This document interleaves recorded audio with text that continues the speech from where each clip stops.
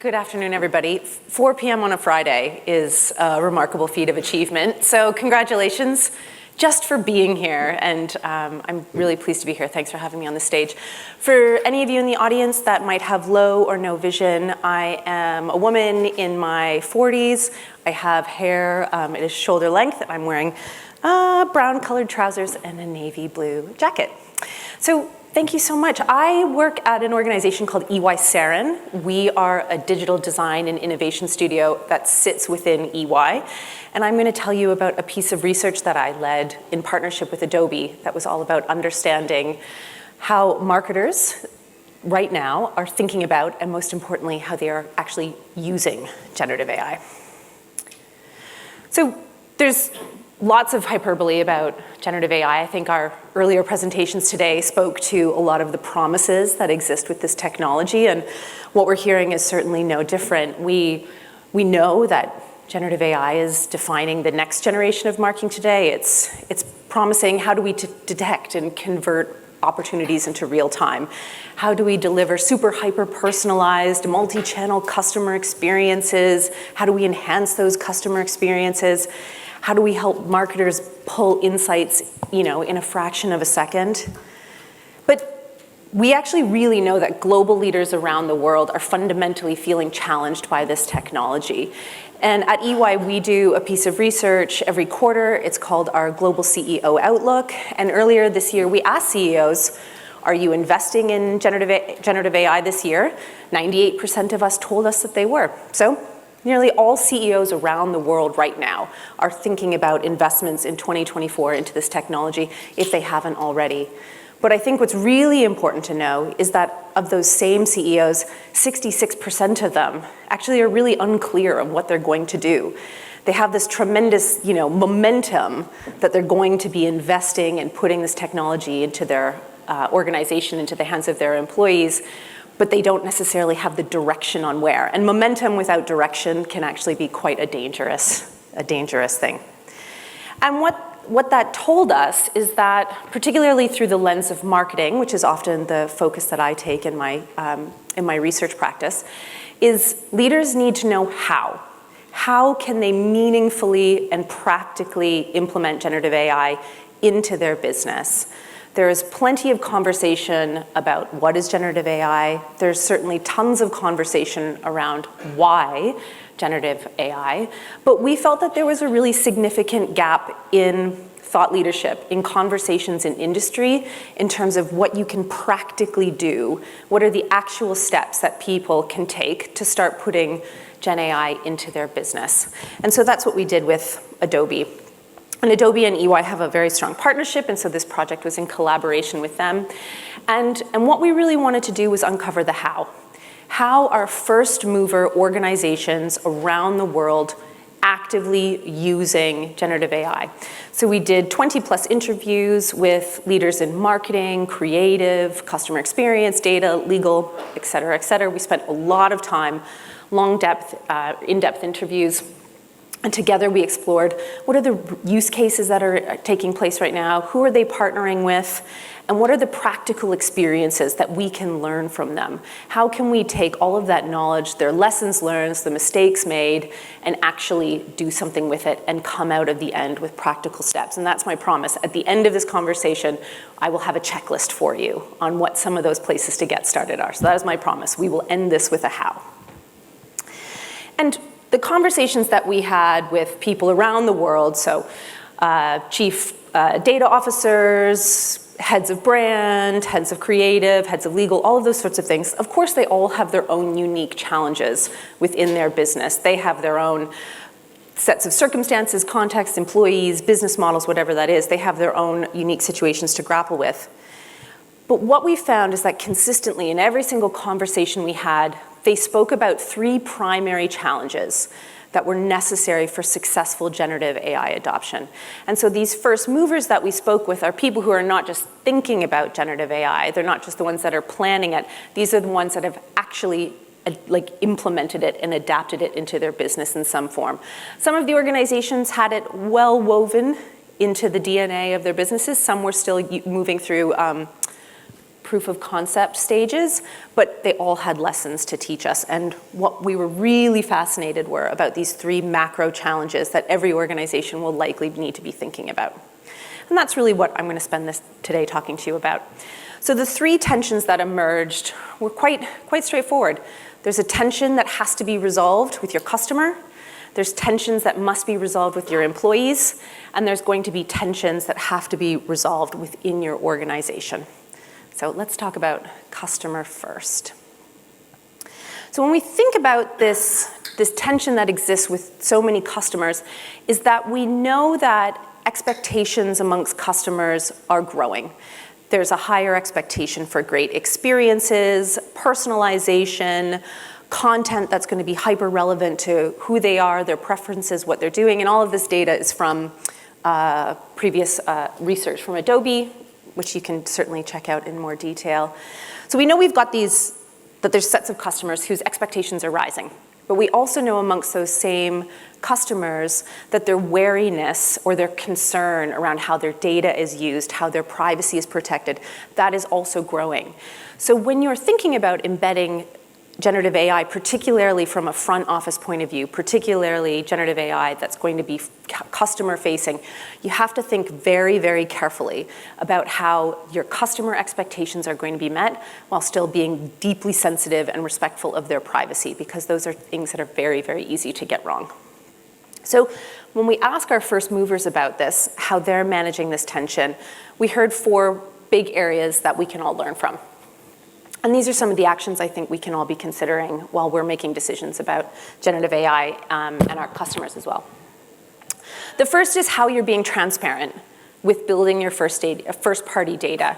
As you might be moving away from cookie-led data, how are you clearly, transparently, and in very plain language explaining to people how their data is being collected, what's being done with it, when it will be released?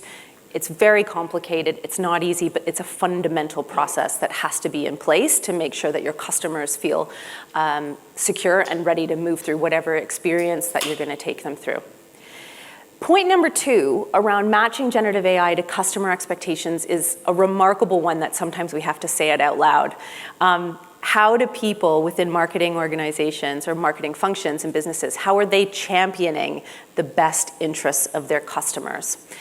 One of the organizations that I interviewed is a large insurer in the United States, a top 5 insurer. And that organization has made a very specific decision that in any of their advertising content, they will never use generative AI for human faces. They're an organization with a 150-year legacy. They've decided that insurance is an intimate, important product within people's lives, and having some sort of generative AI technology that takes away that sense of humanness, who their customers look like, who they might be, feels like an affront to the expectations that they have with their customers. So they've made a very clear decision on how they'll use that technology. Sure, they might put a logo on a mug. They might use the technology for those sorts of use cases, but they've taken a step back. What do our customers expect from us, and how are we going to respond? And that goes to point number 3, which is how are you making your decisions central and really centered around customers?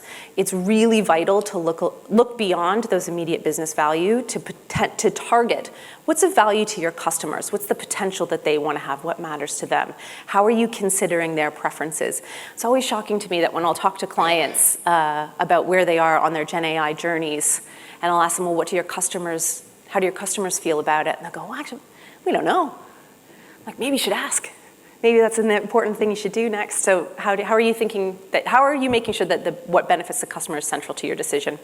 And then lastly is how are you amplifying creativity without replacing that human judgment? It's fundamental that a clear strategy be in place. You know, we all hear about human in the loop so much, but first movers who are successfully getting this technology embedded within their teams are doing it in a way that makes their executive boards or their C-suites feel comfortable, are always making sure that their creativity with GenAI is always wrapped around a human touch point. When we move on to our next tension, which is with employees, what we fundamentally have heard so much from all of the first movers that we spoke with is that many of them, almost probably all of them, and I think this is probably the most significant challenge that most organizations will face, is how do we take our concerned employees or our tech novices or our generative AI beginners and turn them into not only experienced users, but champions of the technology, people who back it and believe in it and see it as a way of furthering their own careers. And it's really important that there's a transformation of that skepticism and taking your novice employees and moving them into generative AI pros. This takes time, though. I have a data point here from a study that we did with a large organization who were rolling out a particular generative AI tool into their employees. And when we surveyed these employees who were going to start using this tool at the beginning of a 12-week pilot, 98% of them told us they had concerns. 98% of them put up their hands and said, I'm a little bit nervous about this, I don't feel prepared, I'm not sure of the outcomes, I don't know what's going to happen. When we asked those same employees 12 weeks later how they were feeling in terms of concern, it had dropped to 12%. So it's really indicative of time, training, process, space to use, space to grow is really, really critical. But it's also remarkable to me how often this is rushed through, how the humanness of adoption isn't taken into consideration. And so when you're thinking as a leader about embedding this technology, how are you thinking about your employees and resolving that tension with them all the time? So what are our first movers doing? So when they're thinking about turning those uncertain novices into empowered leaders, there's 4 key actions that they're thinking about right now, and they're doing it. I shouldn't say they're thinking about it, they're actually doing it. The first is they're prioritizing upskill at all levels. So we spoke with a large global beauty company, and I spoke with their chief digital officer, and she was telling me that, of their 10,000 employees, every single person receives training. Every single person in that organization has a base level of fluency in the technology because they believe it's going to impact everyone, and they believe it's really important that everyone feel upskilled and engaged. So number one, it's thinking about who are you training? Are you training everybody, and are you prioritizing that upskilling? If you work in a front office marketing function, a great place to also begin is with content creation. These are tools that can be purchased off the shelf. You can work with really great partners. Obviously, Adobe could be one of those.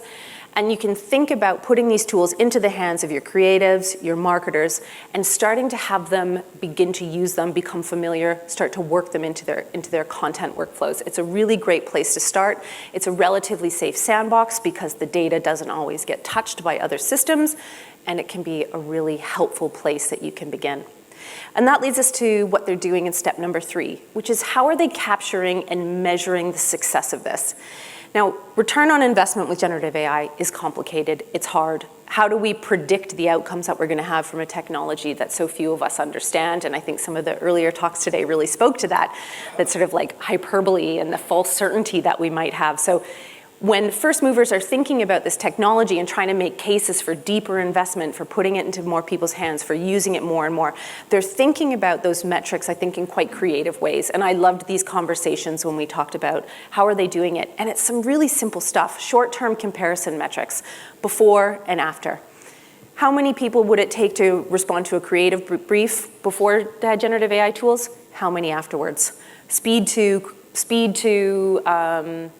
ideation, the number of ideas, really simple stuff, but it allows people to go to their leaders, go to their executive and say, we used to do it this way, we do it this way now, we see a change, let's make a case for more investment.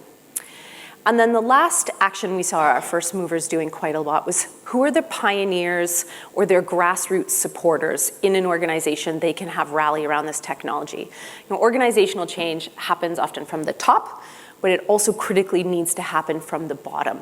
And so first movers were telling us about finding those people organically within their teams who are natural champions, and who those people vary widely, but they tended to have similar profiles.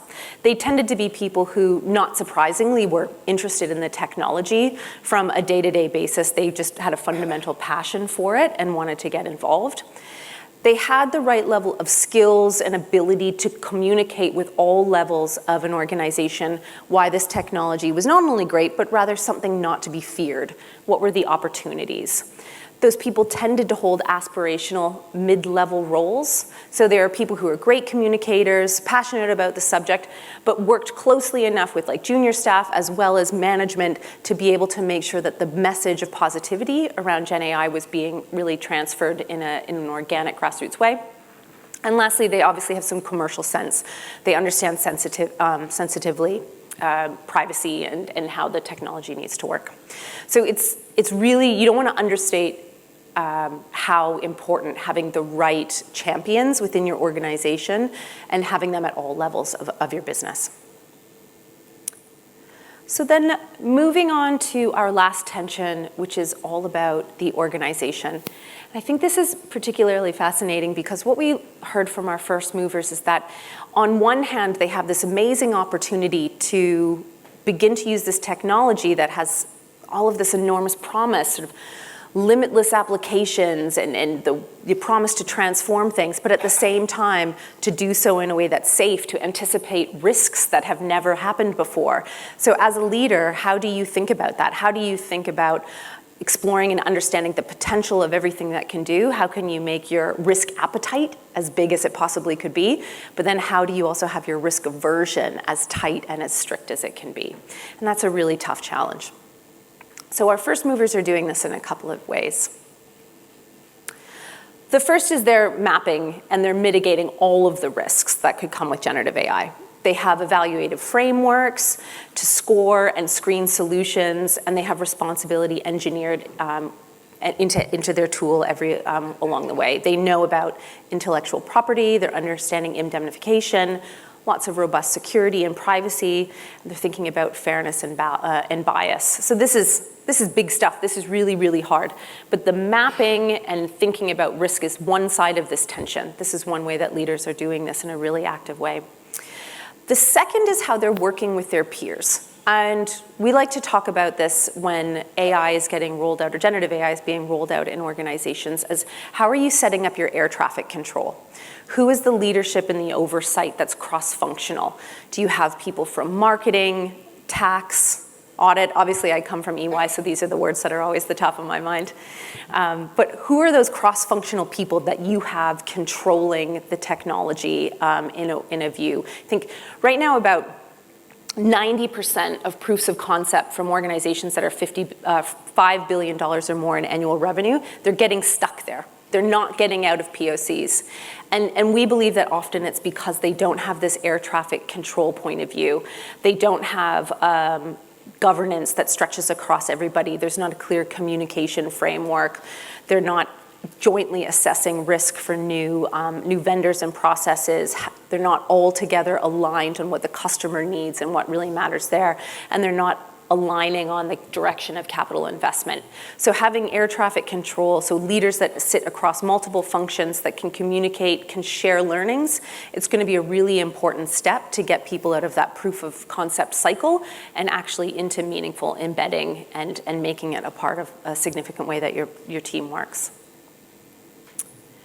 And then lastly, a really important action that we saw our first movers is the sequencing. How are they rolling out their proofs of concepts, their pilots, and doing it in a way that makes a lot of sense? So this is just indicative, but when we think about what some of those good processing and flows might look like, is that as you're thinking about your vendor tools, as you're bringing on board your third-party systems into your content creation and workflow, so from a marketing point of view, you're also kicking off work elsewhere in your business around auditing, connecting, cleaning up your data. And then as you're moving through getting those vendor tools on board and getting your teams comfortable with them and moving them, then you can start to be thinking about how are you creating customized content? How are you taking all of your proprietary assets, historical campaigns, whatever that might be, how are you doing that to start creating customized campaigns? And then once you have those behaviors and those skills and that technology in place alongside your cleaned up data, that's when you can start moving into personalized marketing and your journeys for your customers. And then finally, getting into the really complicated stuff, which is all about pulling that unstructured data from outside to start using generative AI for querying, gathering, and democratizing insights. So I've moved through this quite quickly. I've also promised you a checklist. start now. So this QR code will take you to the full report. It's, I think it's probably about 12 pages. And I promise that at the end of it, we've got checklists of actions to do on how can you move through actions to resolve those tensions with your customers, to resolve those tensions with your employees, and then also to finally resolve the tensions with your organization. Thank you very much.